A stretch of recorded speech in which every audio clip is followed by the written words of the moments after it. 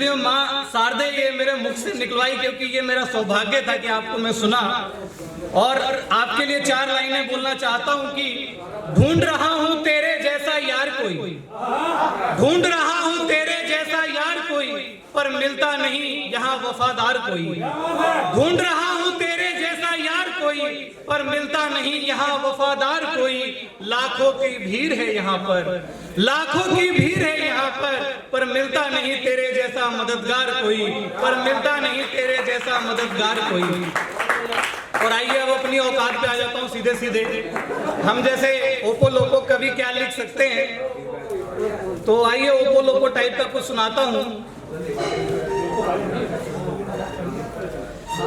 कि साग के पत्तों के जैसे ख्वाब टूटते हैं, साग के पत्तों के जैसे ख्वाब टूटते हैं, तेरे सवाल पर खत मेरे जवाब टूटते हैं, तेरे सवाल पर खत मेरे जवाब टूटते हैं। और बेवफाई बर्दाश्त नहीं होगी अब, बेवफाई बर्दाश्त नहीं होगी अब।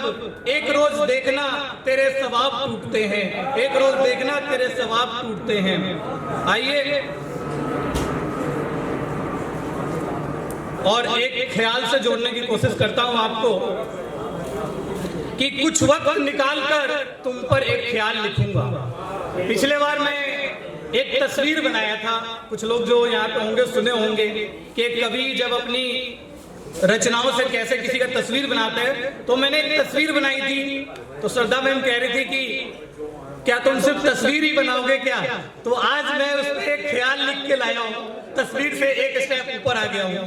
तो एक ख्याल सुनाता हूँ कि कुछ वक्त निकालकर तुम पर एक ख्याल लिखूंगा, तुम्हारे साथ बिताए हर लम्हों की मलाल लिखूंगा। कुछ वक्त निकालकर तुम पर एक ख्याल लिखूंगा, कुछ मेरा दर्द तुम्हारे पास रह गया है, कुछ मेरा दर्द तुम्हारे पास रह गया है, उस दर्द की आड़ में तमाम आस लिखूंगा। कुछ वक्त निकालकर तुम पर एक ख्याल लिखूंगा। सस्ते किरदार पर बहुत बहुत धन्यवाद, आपने इतना प्यार दिया। हालांकि इससे कहीं ज्यादा ताली में अकेला बजा सकता था। बहुत बहुत धन्यवाद।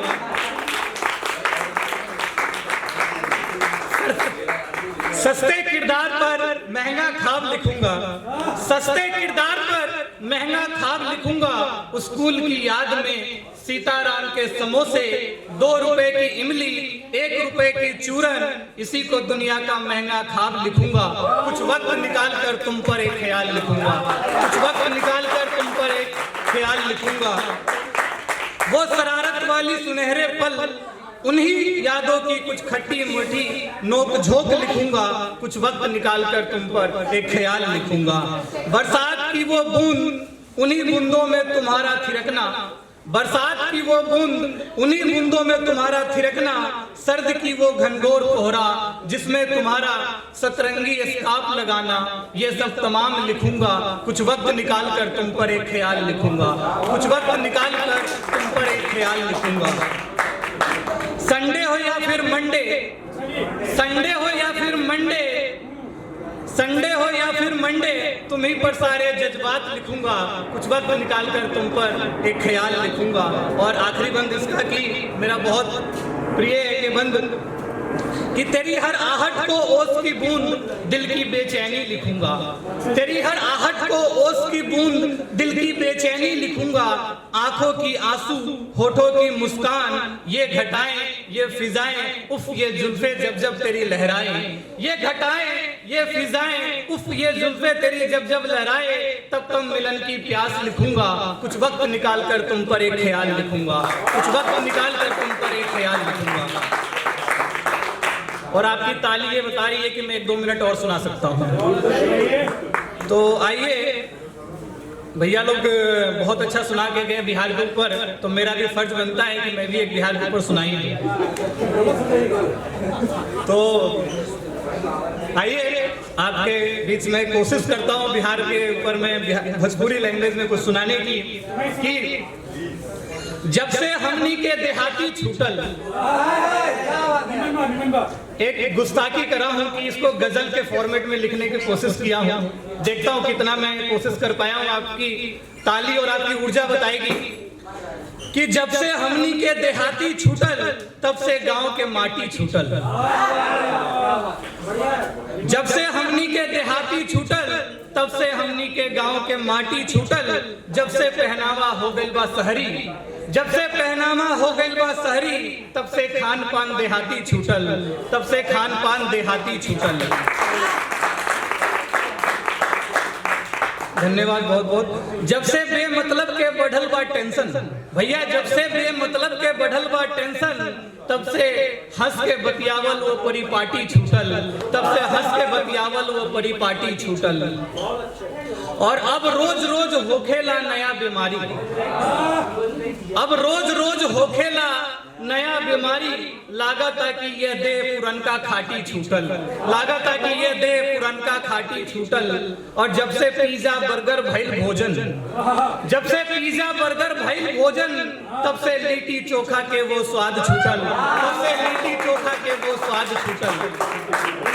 और चकचक बा शहर में सभे, चकचक बा शहर में सभे। गांव के घर के टुटली मरैया छूटल, गांव के घर के टुटली मरैया छूटल।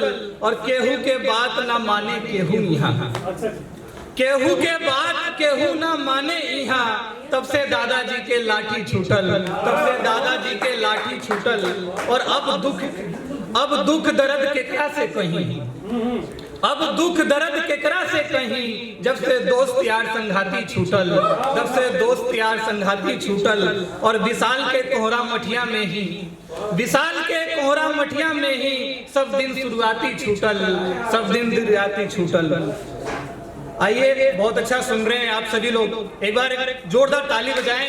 बहुत देर से आप लोग इस ठंड में, आप लोग बड़े परिश्रम से हम जैसे नए कवियों को सुनते हैं, आप लोग ताली के हकदार हैं। एक बार ताली अपने लिए बजाइए एक बार, बहुत बढ़िया। और जाने से पहले एक दो ख्याल पढ़ूंगा छोटे छोटे, और कोशिश करता हूं कि आप लोगों को अच्छा लगे। भैया तो हर बॉल पे फ्री हिट फेंक रहे थे, मैं कोशिश करूंगा कि यॉर्कर फेंकूं। आप लोग थोड़ा गुगली तो नहीं, यॉर्कर की कोशिश करूंगा कि तुमको भुलाने में यानी खुद को मिटाने में, तुमको भुलाने में यानी खुद को मिटाने में, आंखों को तरपाने में, दिल को समझाने में। तुमको भुलाने में यानी खुद को मिटाने में, आंखों को तरपाने में, दिल को समझाने में, होठों को चुप कराने में, आंखों को सताने में। कुछ तो देर लगेगी इस दिल से तुमको जाने में, कुछ तो देर लगेगी इस दिल से तुमको जाने में। तुम पे गजलें लिखने में, तुम पे गजलें लिखने में, उस गजल को गुनगुनाने में, सारी हदों को पार करने में, तुमको बाहों में भरने में, हसीन रातों में, हसीन रातों में तुमसे बिछड़ने में। कुछ तो देर लगेगी कैद परिंदे को आजाद कराने में, कुछ तो देर लगेगी कैद परिंदे को आजाद कराने में। बरसात वाली रातों में, सावन की पहली फुहारों में, बरसात वाली रातों में, सावन की पहली फुहारों में, वो सारी वाली मुलाकातों में। बरसात वाली रातों में, सावन की पहली फुहारों में, वो सारी वाली पहली मुलाकातों में, गुलाबी होठों में, गुलाबी होठों में, नशीली आंखों में, शरारती हरकतों में। कुछ तो देर लगेगी कैद परिंदे को आजाद कराने में, कुछ तो देर लगेगी इस दिल से तुमको जाने में। मेरे संग चलने में, मेरी हाथों को थामने में, मेरी बाहों में आने में, उन यादों में लिपट जाने में। मेरे संग चलने में, मेरे हाथों को थामने में, मेरी बाहों में आने में, मेरे संग चलने में, उन यादों को लिपट जाने में। चौमिन वाले हाथों को मेरे मुंह तक आने में। कुछ तो देर लगेगी, कुछ तो देर लगेगी इस दिल से तुमको जाने में, कुछ तो देर लगेगी इस दिल से तुमको जाने में। और ये बहुत ज्यादा जबरदस्ती होगा कि मैं एक और ख्याल सुनाऊं, लेकिन फिर भी आप लोग अच्छा सुन रहे हैं, तो मैं भी अपने अंदर का एक जो कवि है उसको बाहर निकाल के ही फिर अपना जगह लूंगा। सब लोग सोचते हैं कि अपने फील्ड में कुछ नया करें, नयापन लेके आए। तो अभी एक नया ट्रेंड चला हुआ है कॉमेडी का, comedy plus poetry is equal to comedy. तो मैं सोचा कि मैं क्या नया करूं। तो बहुत लोग बोलते हैं नया करो नया करो, तो नया करने की कोशिश में निकला। तो मैंने एक नई कोशिश करी है जिसका नाम है काव्य कथा। काव्य कथा वही है जो कॉमेडी है, पोइट्री प्लस कॉमेडी। काव्य कथा है कि एक कहानी को आप पोइट्री के फॉर्मेट में लिख दे छोटा सा करके, तो वो काव्य कथा का रूप ले लेता है। तो एक काव्य कथा में आपके बीच रख के अपना स्थान लूंगा। तो एक बार जोरदार ताली माहौल दीजिए, मेरे अंदर ऊर्जा उत्पन्न करिए कि मैं, क्या बात है। इसको समझने की कोशिश मत करिएगा, इसको सिर्फ सुनिएगा और ध्यान से।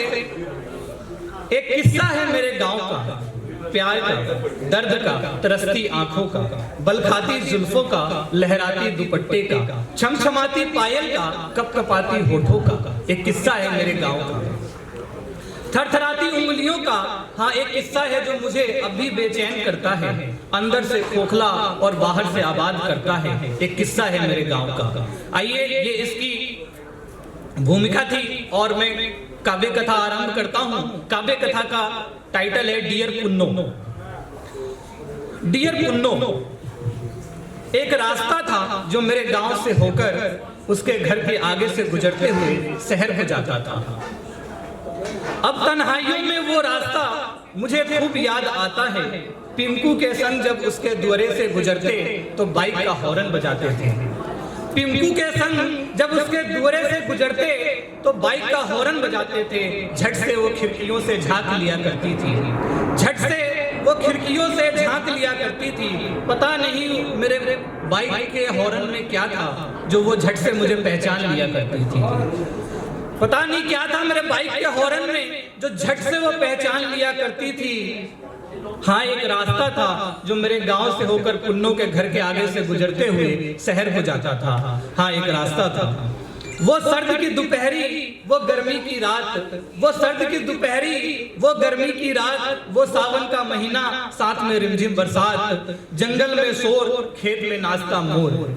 जंगल में शोर, खेत में नाचता मोर, वो पुराना स्कूल जिसकी बूढ़ी दीवार से उतरती रंग की परतें। वो बूढ़ा स्कूल जिसकी बूढ़ी दीवार से उतरती रंग की परतें। उसके पीछे वो सूखा तालाब, उसके पीछे वो सूखा तालाब जिसके किनारे पर इमली का पेड़, चहचहाती चिड़ियों की आवाज, उसका खिड़कियों पे जुल्फे का संवारना, उसका खिड़कियों पर अपनी जुल्फों को संवारना। मुझे हमेशा यही सब खूब सताती थी। जाने क्यों वो अब भी मुझको याद आती है, जाने क्यों वो अब भी वो मुझको याद आती है।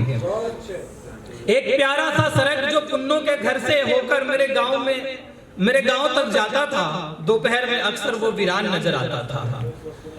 एक प्यारा सा सड़क जो उसके घर से होकर मेरे गांव तक जाता था, दोपहर में अक्सर वो वीरान नजर आता था। बराबर में वो सरसों का फूल, साथ में जामुन का पेड़ जिस पे खाते थे हम झूमकर खूब। वो साथ में जामुन का पेड़ जिस पर हम खाते थे झूमकर खूब।